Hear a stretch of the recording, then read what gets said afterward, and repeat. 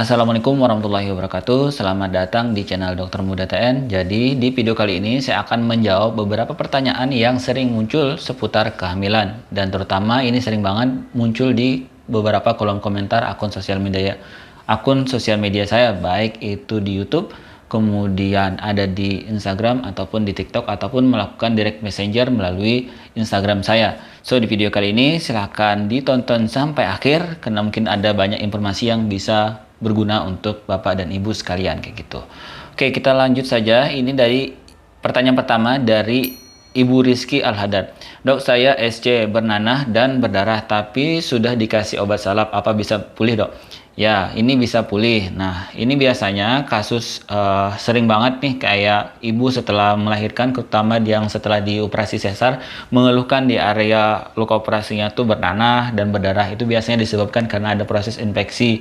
Dan infeksi ini biasanya disebabkan karena pertama, kurang asupan protein seperti putih telur, kemudian tempe, kacang-kacangan, dan juga atau ikan kayak gitu. Terus yang berikutnya adalah malas gerak. Karena aktivitas fisik itu setelah operasi itu juga sangat membantu dalam proses mempercepat proses recovery atau proses penyembuhan setelah terjadinya operasi kayak gitu. Jadi bisa Bu ya, jadi ini bisa sembuh asal nanti salapnya tetap diberikan, terus kemudian pasti ini juga dikasih obat minum juga, jadi obat minumnya dilanjut, obat salapnya dilanjut kayak gitu. Nah terus kemudian dari aku nonton kamu, kenapa habis SC disuruh makan telur, nggak makan protein lain kayak ikan, daging, ayam, dan apa keistimewaan telur dibandingkan protein yang lain? Jadi mungkin ini ada misinformasi sedikit. Jadi yang sebenarnya bukan hanya telur yang dianjurkan, tapi adalah makan makanan yang kaya akan protein. Protein ini mengandung albumin. Albumin itulah yang berfungsi dalam mempercepat proses penyembuhan luka kayak gitu. So why kenapa orang-orang yang setelah operasi, jangankan itu sesar, itu semua pokoknya operasi itu dikasih, biasanya disarankan untuk makan telur. Entah itu kenapa sih makan telur kayak gitu? Karena telur dari segi biaya itu yang paling murah didapatkan dengan kandungan protein yang tinggi yang bisa digunakan untuk mempercepat proses penyembuhan luka. Apakah bisa diganti dengan ikan gabus? Sangat bisa. Atau makanan yang lain? Sangat bisa juga. Jadi orang habis operasi itu tidak ada pantangannya. So jadi yang perlu diingat adalah orang operasi itu tidak ada pantangannya kecuali ada riwayat alergi makanan-makanan tertentu kayak gitu. Jadi di sini sangat penting banget buat Bapak dan Ibu atau keluarganya yang baru selesai melakukan tindakan operasi untuk mengikuti anjuran dokter. Itu terutama di sini biasanya kita suruh untuk makan telur 2 pagi, 2 siang, 2 malam kayak gitu. Jadi dalam sehari mengkonsumsi minimal 6 butir telur. Itu bebas mau diapain aja, mau direbus, digoreng, mau apapun itu bebas kayak gitu. Jadi kalian bebas mau ngapain aja, dimasak apa aja bebas kayak gitu. Yang penting semua jenis masakan tadi tidak menyebabkan kontraksi berlebihan pada perut kayak gitu. Misalnya kayak terlalu pedas kayak gitu ya. Sebenarnya sih bukan hubungan langsung antara makanan itu dengan operasinya, enggak, tapi dengan adanya itu biasanya kita akan mencret dan lain-lain. Dan tentu kalau sudah mencret baru selesai operasi itu sangat menambah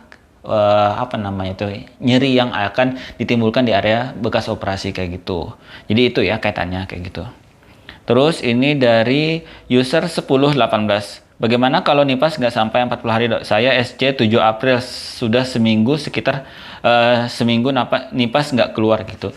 Jadi nipas itu adalah periode setelah anak dikeluarkan dari rahim kayak gitu. Jadi misalnya, jadi kan kalau dalam proses melahirkan ada waktu kontraksi, kemudian waktu anak keluar, kemudian nanti waktu ari-ari keluar atau plasenta keluar, kemudian yang keempat adalah waktu masa setelah itu anak keluar. Nah inilah disebut dengan postpartum atau postpartum management. Ya, ini termasuk juga periode nipas untuk mengetahui apakah ada perdarahan atau ada masalah-masalah yang lain kayak gitu. Dan biasanya masa nipas itu berlangsung sekitar 6 minggu atau sekitar 40 hari kayak gitu. Kenapa membutuhkan waktu 40 hari? Yaitu dalam proses inilah biasanya tubuh akan kembali seperti sebelum hamil kayak gitu. Jadi itulah nanti dari bentuk rahimnya, kemudian dari hormon-hormonnya kayak gitu. Dan kaitannya dengan pertanyaan ini juga, itulah alasan kenapa orang setelah operasi atau orang setelah melahirkan normal biasa, untuk berhubungannya kapan sih? Nah itu biasanya adalah setelah masa nipas ini selesai. Dan masa nipas ini setiap orang itu berbeda-beda. Contoh pada ibu ini, dia 1 minggu setelah melahirkan belum nipas. Ada juga yang 2 minggu setelah melahirkan belum nipas. Ada juga yang 3 minggu setelah melahirkan belum nipas. Ada juga yang setelah melahirkan nggak nipas-nipas kayak gitu. Jadi ada dua kemungkinan orang itu nggak nipas. Satu, pertama rahimnya sudah bersih banget setelah melahirkan, area-areanya lepas memang sudah bersih banget. Terus yang kedua, ya memang belum waktunya kayak gitu ya. Pada waktu ibu ini misalnya, dia misalnya minggu pertama ini setelah melahirkan belum keluar darah nipasnya, tapi 2 minggu berikutnya atau 1 minggu berikutnya atau 1 hari setelah ini bisa saja muncul darah nipasnya kayak gitu. Dan sampai kapan sih waktu masa nipasnya ini? Kalau di dalam Islam itu sendiri sampai 60 hari kayak gitu. Jadi ada misalnya nih 40 hari tapi masih nipasnya kayak gitu. Masih nipasnya sampai 60 hari itu. Nah, kalau misalnya sampai keluar darah nipasnya sampai 60 hari itu batas untuk waktu nipas. Lebih dari 60 hari itu sudah dikategorikan sebagai darah yang penyakit kayak gitu. Jadi sudah punya kewajiban untuk mandi wajib dan juga untuk sholat kayak gitu. Dan untuk ibadah-ibadah yang lainnya kayak gitu. Dan untuk nanti yang masalah manajemen atau proses tata laksana dari nipas ini, masa nipas untuk sesuai dengan agama Islam, nanti linknya akan saya taruhkan di atas ini. Oke, terus berikutnya itu ya seputaran nipas. Nah, terus kemudian berikutnya dari NR Mutiah kayak gitu dok. Maaf melenceng dari pertanyaan. Obat ibu yang ambeien lagi hamil apa ya? Soalnya baru muncul ini dok. Jadi ambeien itu perlu diketahui adalah terjadi akibat adanya pelebaran pembuluh darah di bagian anus, dan itu biasanya terjadi karena ada tekanan terus-menerus di bagian anus itu sendiri. Entah itu karena kotorannya atau misalnya kena kotorannya itu terlalu padat kayak gitu, sehingga ketika kita ngeden terlalu keras, nah itu bisa melukai dari pembuluh darah sekitar anus itu kayak gitu. Maka yang harus dikendalikan adalah bagaimana cara mengendalikan kotoran ini kayak gitu, mengendalikan tekanan yang berlebihan ini supaya tidak terlalu memberatkan dari atau memperberat dari kondisi ambeien ini kayak gitu. Ambeien atau yang kita sebut dengan hemoroid kayak gitu. Nah, kasus hemoroid atau ambeien pada ibu hamil itu sering banget terjadi. Alasannya karena waktu hamil itu kan perut kita lagi berisi. Nah, dari rahim itu akan menekan dari bagian usus-usus. Nah, pada usus-usus itu juga kan usus itu bergerak usus itu adalah untuk mengeluarkan dari kotoran-kotoran tadi, sehingga ketika ada tekanan berlebihan pada bagian rahim itu juga akan mengganggu secara fisiologis kayak gitu. Artinya secara normal memang beberapa orang akan terganggu dalam proses pencernaannya, termasuk yaitu susah buang air besar. Karena susah buang air besar, maka kotoran itu akan menumpuk di area saluran pencernaan, sehingga kalau pas keluar itu padat banget kayak gitu dan keras banget. Karena keras dan padat, biasanya ketika kita ingin mengeluarkan butuh tekanan berlebihan berupa mengeden gitu. Mengedennya itulah yang akan menyebabkan peningkatan tekanan di area pembuluh darah bagian anus tadi. Nah, itu yang menyebabkan sumber awal dari terjadinya yang namanya ambeien kayak gitu. Apakah ini perlu diperiksa? Ya perlu pada kondisi-kondisi tertentu. Misalnya ambeien terus sampai pecah pembuluh darahnya dan keluar darah terus menerus. Nah, itu sampai nanti anemia kayak gitu. Artinya kurang darah kayak gitu. Jadi harus dilakukan tata laksana berikutnya, apalagi kalau lagi hamil kayak gitu. Nah, ini untuk awal-awal yang pertama harus dilakukan adalah pertama perbanyak minum. Ya, itu kalau ibu hamil itu sekitar 2,4, ya anggaplah 3 liter dalam 1 hari kayak gitu. Jadi untuk ibu hamil terutama ya, ibu hamil tuh perbanyak minum. Atau yang kedua, perbanyak makan sayur dan perbanyak makan buah kayak gitu. Dan yang keempat adalah tipsnya, kalau mau ke kamar mandi itu waktu pengen keluar banget kayak gitu. Jadi jangan sampai kita di kamar mandi, karena tadi saya bilang adalah kena tekanan yang berlebihan, jangan sampai kita terlalu lama mengeden di kamar mandi. Jadi ke kamar mandinya itu kalau sudah mau keluar kotorannya kayak gitu. Jadi kalau sudah pengen keluar banget baru ke kamar mandi kayak gitu. Jadi supaya itu mengurangi waktu kita mengeden atau jongkok di kamar mandi kayak gitu. Apakah ada perbedaan nanti kloset yang duduk ataupun yang jongkok? Ya secara itu memang ada perbedaannya, tapi rata-rata kalau sama-sama mengeden atau sama-sama mengeden terlalu lama, yaitu sama-sama akan memperberat dari proses ambiennya kayak gitu. Jadi itulah tips yang bisa saya berikan untuk yang pertanyaan dari NR Mutiah. Kemudian pertanyaan kelima dari Nida 008. Dok, mau tanya boleh? Boleh. Saya sudah SC 2 kali, tapi setelah SC yang kedua, kalau badan lagi capek, bagian perut, area jahitan dan punggung bekas suntikan terasa sakit. Jadi ini ada dua hal yang berbeda. Pertama nyeri di area suntikan, yang kedua adalah nyeri di area jahitan. Ini bisa saja terjadi dengan dua penyebab yang berbeda atau satu penyebab yang sama.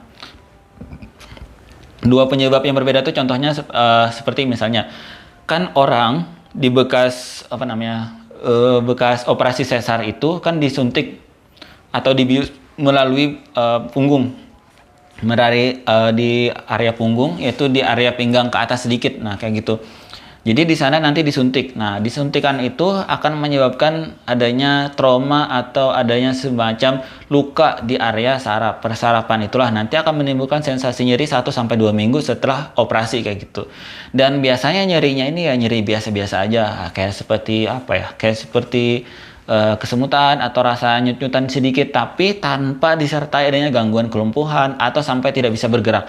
Jika sampai ada kelumpuhan, jadi kaki tidak bisa diangkat, terus kemudian sakit yang berlebihan, segera kontrol ke dokter anestesinya atau ke dokter bedahnya kayak gitu, atau ke dokter kandungannya kayak gitu. Dan sampaikan kalau kalian merasakan sakit yang berlebihan di area punggung yang bekas suntikan tadi, dan juga tidak bisa berjalan atau tidak bisa melakukan aktivitas fisik karena terlalu sakit kayak gitu. Jadi itu perlu sampaikan. Terus yang kedua di area jahitan. Untuk di area jahitan itu nyeri yang dirasakan itu ada yang bersifat wajar, ada yang bersifat tidak wajar. Kapan dikatakan masih wajar? Itu apabila nyerinya tanpa disertai adanya demam, terus tanpa disertai adanya keluar nanah, tanpa disertai adanya keluar darah kayak gitu. Jadi selama di luka di area operasi itu hanya sifatnya nyeri, terutama apabila batuk atau bila tertawa atau mengangkat beban berat, ada rasa seperti perut ditarik-tarik dan sakit banget, itu artinya sifatnya masih normal kayak gitu. Dan itu bisa berlangsung sekitar sebulan, 2 bulan, 6 bulan, sampai bertahun-tahun. Itu tergantung dari setiap orangnya gitu. Jadi ambang nyerinya beda-beda kayak gitu, nggak sama setiap orang kayak gitu. Dan juga pada kondisi tertentu, kalau misalnya sakitnya itu berlebihan banget, bisa dibantu dengan obat-obatan anti nyeri seperti ibuprofen dan juga asam amfetamat kayak gitu. Dan untuk tata laksana lebih lanjutnya, silahkan konsultasikan ke dokter kandungan kalian atau ke dokter-dokter yang lain kayak gitu. Pertanyaan berikutnya dari Tanti The Dosmetic Cat kayak gitu. Kalau ILO, infeksi luka operasi, apa berarti terjadi infeksi di ruangan operasi? Bisa karena alatnya yang tidak steril, maaf kalau salah.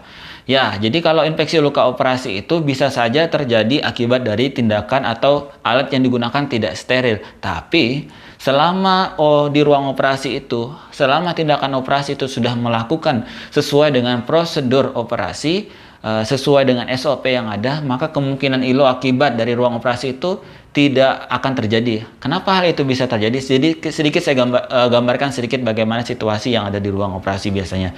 Jadi di Indonesia itu sendiri kita tidak banyak memiliki ruang operasi. Kalau contohnya di tempat rumah sakit saya itu ada sekitar 5 atau 6 ruangan operasi kayak gitu. Dan untuk kandungan biasanya kita cuma pakai 2 ruangan saja kayak gitu. Khusus untuk kandungan, dan sisanya udah untuk ortopedi, untuk bedah dan lain-lain kayak gitu. Sehingga dengan dua adanya ruang operasi ini kita menggunakannya secara bergantian dan sudah dijadwalkan oleh kepala dari bidang ruang operasi. Dan nanti setelah dilakukan operasi yang pertama, nanti disterilkan dulu sekitar 15-40 menit. Nanti setelah itu alat-alat yang digunakan itu bukan alat yang digunakan oleh pasien sebelumnya, tapi adalah alat yang digunakan oleh yang hari sebelumnya kayak gitu, yang sudah disterilkan kurang lebih 1 hari atau sudah disterilkan kemudian dan sudah dibungkus dalam alat khusus kayak gitu. Dan kita kalau mau megang itu pun juga sudah menggunakan alat-alat yang steril kayak gitu. Itu yang poin yang pertama, sehingga kita susah banget untuk selama SOP itu dijalankan, susah untuk terjadinya ILO akibat yang alat-alat yang tidak steril karena sudah kita antisipasi kayak itu. Tapi kondisi infeksi luka operasi itu sendiri bisa terjadi juga akibat pertama perawatan luka operasi yang tidak maksimal di rumah. Terus yang kedua, seperti pertanyaan yang sebelumnya juga, konsumsi yang makanan-makanan kaya akan protein itu juga kurang. Terus yang ketiga adalah yaitu malasnya untuk bergerak kayak gitu. Kenapa sih bergerak penting? Karena dengan adanya gerakan tadi, misalnya dari operasi sesar kayak gitu, adanya gerakan-gerakan tadi itu sangat membantu proses penyatuan dari otot-otot perut yang sudah dioperasi gitu, nah layer. Jadi bagian perut itu terdiri dari beberapa lapisan. Dengan adanya aktivitas fisik itu akan membantu proses penyatuan kembali kayak gitu. Karena lapisannya otot-otot perut itu kurang lebih seperti tikar anyam kayak gitu. Jadi semakin kita dibentuknya seperti ini, semakin orang itu banyak beraktivitas, maka semakin cepat menyatu kayak gitu. Itu yang berikutnya ya, dari nomor 6 dari Tanti kayak gitu. Berikutnya dari pertanyaan nomor 7 dari Akuina. Dokter, kalau pernah melakukan operasi di area perut, apakah saat melahirkan harus di rumah sakit meskipun melahirkan non SC atau non sesar? Ini bisa iya, bisa tidak, gitu, tergantung jenis operasinya dan tergantung riwayat penyakit sebelum operasinya itu kayak gitu. Jadi misalnya operasi sesar kayak gitu, operasi usus buntu, operasi usus buntu biasa aja nih, kayak gitu, operasi usus buntu biasa, terus kemudian juga udah lama nih, udah lebih dari 2 tahun kayak gitu, ya itu kalau lagi hamil, jadi dari awal kehamilan itulah kalian mengkonsultasikan ke dokter kandungannya, dok kira-kira saya ini kan operasi nih 2 tahun yang lalu, ada riwayat operasi saya 2 tahun yang lalu sekitar sini, apakah saya nanti ketika hamil bisa melahirkan, nanti bisa lahir secara normal. Nah, itu nanti akan kita rencanakan, karena kehamilan yang baik adalah kehamilan yang direncanakan. So, nanti ya apakah ini harus dioperasi di rumah sakit lagi atau tidak, itu kita kembalikan ke secara situasional, artinya tergantung situasi ibu saat nanti mau melahirkan kayak gitu. Tapi rata-rata orang yang sudah dilakukan operasi atau sudah melakukan operasi, biasanya kalau mau melahirkan itu dilakukan secara dilahirkan atau melahirkan di rumah sakit. Kenapa sih? Karena kita takutnya ada pertama misalnya riwayat operasi yang luas di area perut, takutnya mungkin ada lilitan atau misalnya area perutnya mungkin ada yang kebuka. Ya itu karena biasanya karena jangka waktunya yang pendek kayak gitu. Itu beberapa kemungkinan yang akan bisa terjadi kayak gitu. Sehingga untuk mencegah hal itu terjadi, maka disarankan orang yang sudah pernah melakukan operasi di area perut itu untuk melahirkan di rumah sakit kayak gitu. Supaya nanti kalau kenapa-kenapa itu gampang. Dan saya pun sudah juga pernah kayak gitu mendapatkan pengalaman bahwasanya waktu itu dia kuret biasa aja nih, kuret ya, bukan melahirkan, cuma kuret tok nih, kuret tok. Pas dikuret dibersihkan, nah ternyata itu bagian rahimnya itu jebol kayak gitu, bagian rahimnya itu jebol sehingga langsung dilarikan ke ruang operasi kayak gitu. Dan itu tidak ada, pertama ibunya tidak menandakan adanya tanda-tanda infeksi waktu di bagian kuretnya itu. Jadi dan juga dokternya juga sambil mengerjakan itu juga sudah seukur sesuai, mungkin karena rahimnya itu tipis jadi bisa jebol, dan itu masih banyak banget kemungkinan yang terjadi kayak gitu.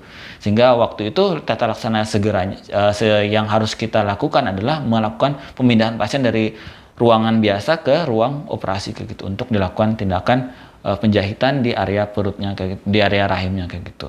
Jadi itu yang salah satu ya kenapa kita harus merencanakan kehamilan kayak gitu.